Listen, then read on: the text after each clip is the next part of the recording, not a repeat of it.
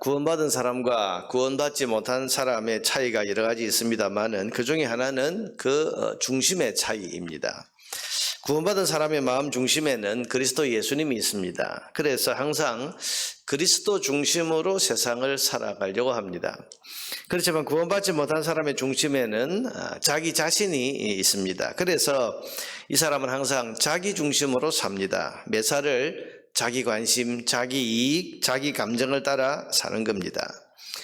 이 두 가지 차이가 구원받은 사람과 구원받지 못한 사람의 여러 가지 차이 가운데 아주 중요한 차이라고 할 수 있습니다. 누구 중심으로 사느냐, 그 안에 누가 계시냐, 누구 중심으로 사느냐. 오늘 본문에는 이 두 가지 종류의 사람들의 차이가 아주 분명하게 나타나고 있습니다. 먼저 여러분 벨릭스 총독을 한번 보세요. 이 사람의 중심에는 뭐가 있습니까? 본문을 보면 돈이 자리 잡고 있습니다. 그리고 사람들로부터 인정받고 싶은 마음이 그 속에 자리 잡고 있습니다. 24절에 보면 잡혀와 있는 이 바울을 불러서 자기 아내가 유대 여자였습니다. 이 자기 아내 드루실라와 함께 바울의 강론을 듣고 있습니다. 도대체 네가 전하는 그 그리스도의 도라는 게 뭐냐? 한번 앞에서 이야기를 해봐라. 그랬더니 여러분 바울이 이제 의와 절제와 심판에 대한 그리스도의 도를 증거하고 특별히 심판에 대한 말씀을 했다. 듣다가 마음에 두려움을 느낄 정도로 깊이 듣습니다. 자, 여러분 바울의 그 강론을 직접 듣는다는 게 이게 오늘 우리로 보면 굉장한 일 아닙니까? 바울의 직강을 바로 듣는다 이러면 이건 굉장한 일입니다. 그걸 듣고 또 마음에 두려움을 느꼈다고 하면 이게 그야말로 예수 믿고 구원받을 수 있는 가능성이 굉장히 높은 그런 것입니다. 그런데 말씀을 듣고 두려워한 그 후의 반응이 어땠는가? 어이없죠. 25절에 보니까 뭐라고 그랬습니까? 벨릭스가 두려워하여 대답하되 지금은 가라. 내가 틈이 있으면 너를 부르리라. 여러분 의와 절제와 심판 그리스도의 도에 대한 복음을 지금 들었단 말입니다. 그 마음의 두려움까지 느꼈습니다. 그러면 그 자리에서 정말 참 예수 그리스도의 복음을 제대로 들어보고자 하는 그런 마음의 열망을 가지고 복음을 들어야 되고, 그리고 그 두려움을 느낀 그 가운데서 반응이 여러분 사도행전 2장에 나오는 유대인들의 반응처럼 형제들아 내가 어찌할꼬, 그럼 내가 어떻게 해야 되겠습니까? 이래야 구원을 받을 수 있는. 그런데 지금은 내가 바쁘니까 나중에 또 듣겠다.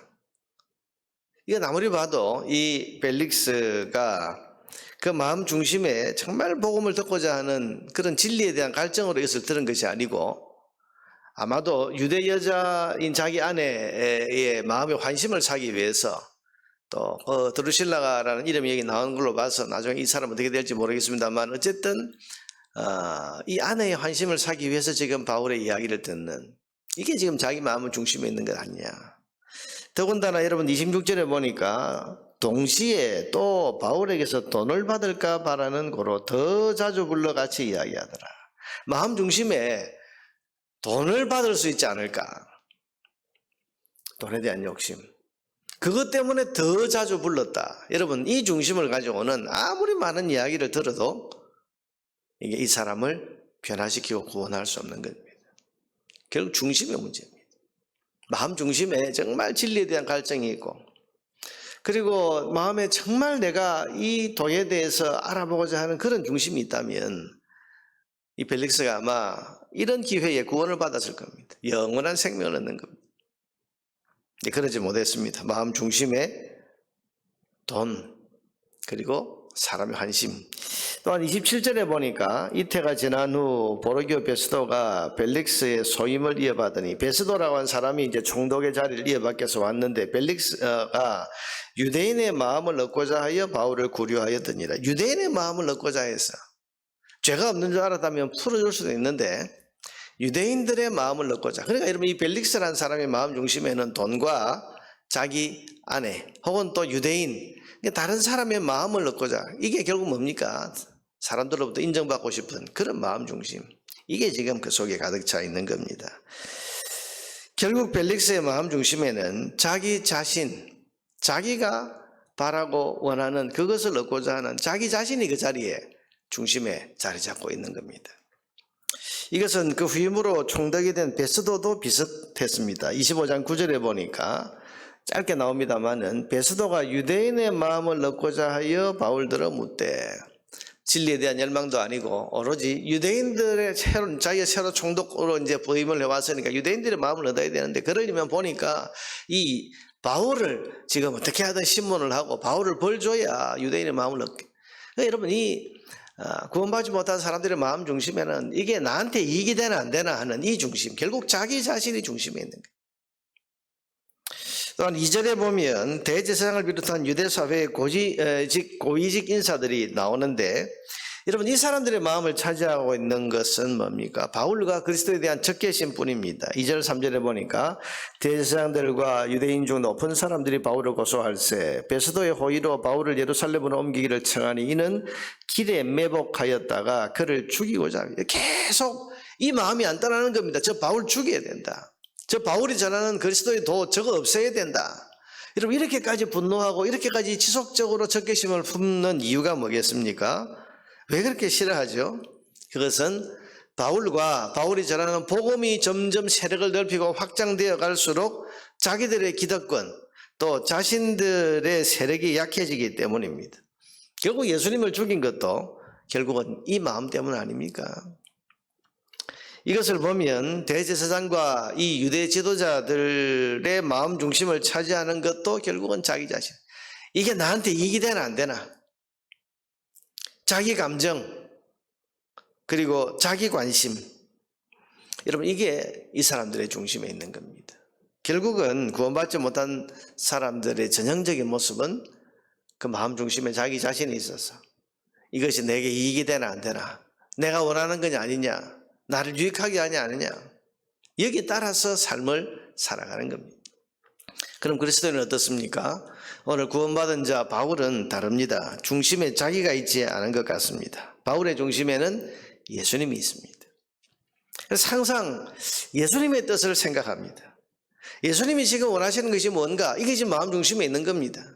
그래서 어떻게 하든 예수님을 유익하게 하고 어떻게 해야 그리스도의 뜻이 이루어지는가, 이것이 그 마음 중심에 자리 잡고 있는 것이 바울이라는 것을 오늘 본문이 보여줍니다. 대표적인 것이 10절에 보면 오늘 본문에 있는 대로 바울은 가이사 황제의 재판을 요구합니다.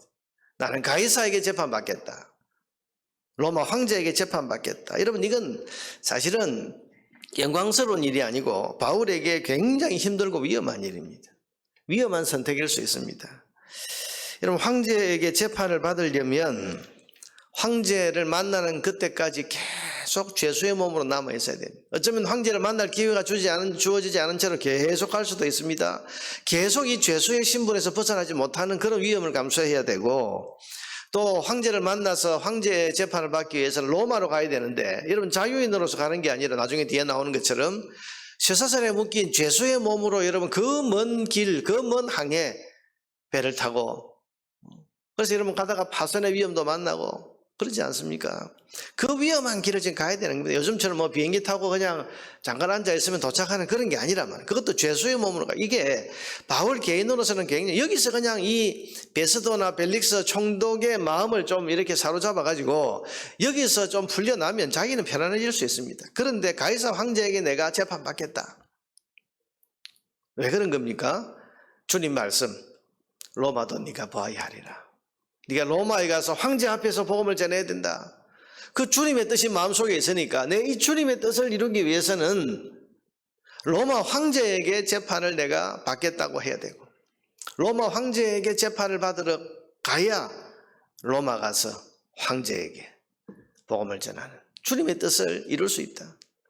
그러니까 본인의 위험은 여러분 지금 생각하지 않는 거예요. 그리스도의 뜻을 이루기 위해서라면 나는 평생을 풀려나지 않는 죄수의 몸으로 살아가야 되는 이런 위험도 감수하고, 로마로까지 가는 그 수고와 위험도 감수하고. 여러분 황제를 만났다고 해서 그가 풀려나겠습니까? 황제의 말 한마디에 금방 생명을 잃을 수 있는 것이 이 황제의 절대 권력입니다. 황제의 마음을 조금이라도 감정을 상하게 했다고 하면 그 자리에 죽을 수 있는, 그러니까 아주 위험한 선택입니다. 그런데 그런 위험도 얼마든지 내가 그리스도의 뜻을 이루기 위해서라면 감수하겠다. 자, 여러분, 구원받지 못한 사람과 구원받은 사람의 마음의 중심의 차이가 지금 이렇게 다른 거지. 이게 나한테 이해되나 안 되나? 이게 내 감정풀이에 되나? 도움이 되나 안 되나? 이 중심으로 사는 사람. 내가 그 속에 그리스도께서 계셔서 내가 그리스도의 뜻을 어떻게 이루어 볼까? 이렇게 이 중심으로 가지고 사는 사람. 바울의 마음속에는 자기가 없고 오직 그리스도가 있어서 어떻게 주를 위해 살아볼까? 어떻게 주님의 뜻을 성취해 볼까 하는 그리스도 중심의 마음이 있는 것입니다. 여러분, 이것이 구원받은 우리 그리스도인의 마음이고 또 마음이어야 됩니다. 주님께서 우리에게 산상보훈 말씀 중에 너희는 먼저 그의 나라와 그의 의를 구하라. 우리가 어떻게 살라고 말씀하시는가 하면 그리스도 중심으로 살아라. 하나님 나라 중심으로 살아라. 너 중심으로 살지 말고 너 중심으로 자기를 위해서 사는 것보다 그리스도와 그리스도의 나라를 위해서 살아가는 그것이 너희에게 이 모든 것을 더하여 주시는 하나님 아버지의 은혜와 돌보심을 누릴 수 있는 길이라고 그렇게 말씀하셨습니다. 우리가 어떤 중심으로 살아야 되는가?